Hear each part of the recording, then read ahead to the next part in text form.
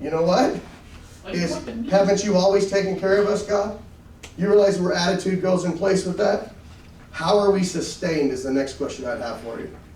Are you sustained by physical bread alone?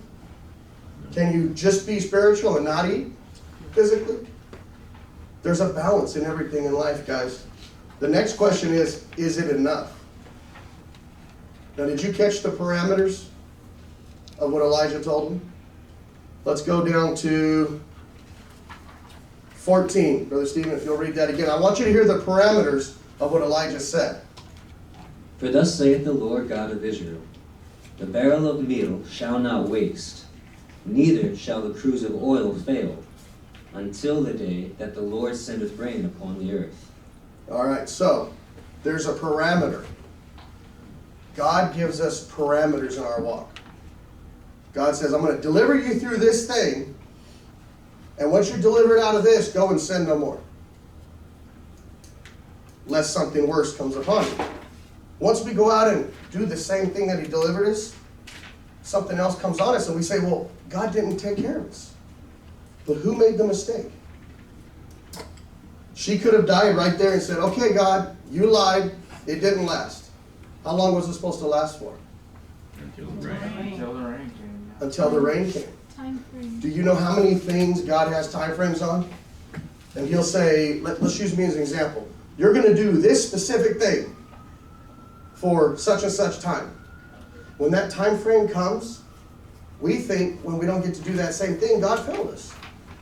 Well, he lied. The prophet of the Lord lied. The man of God lied. Did we listen to the parameters that was given? Amen. Or did we just decide to take those parameters and make it our way, not God's way? So I want us to really understand when we hear something like, you're getting a new building, bam. If God said the new building's not coming for 13 months and 2 days, or it's coming in 2 months and 1 day, don't be frustrated with the man of God. Because it'll come exactly when God said it would come. We can't rush it. Pastor Adam said this last week. We can't speed up God's will. We can't slow down God's will when it's something that's set in stone with God. But if it's something with a parameter, we can take ourselves out of God's will.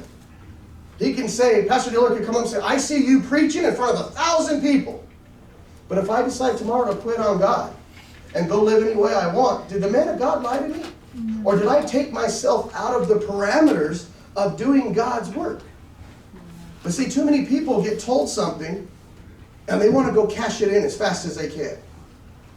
Bank it. Bank it and let God put interest, spiritual interest on it. So that when God says to cash it in, it's twofold. Don't withdraw it immediately and say, I'm going to go spend this right now, and then get to the end of it and say, God, I'm broke. Spiritually, I'm broke. When God said, I told you it was banked. It's yours. It's a promise. But there's parameters so that you can go withdraw it on my time.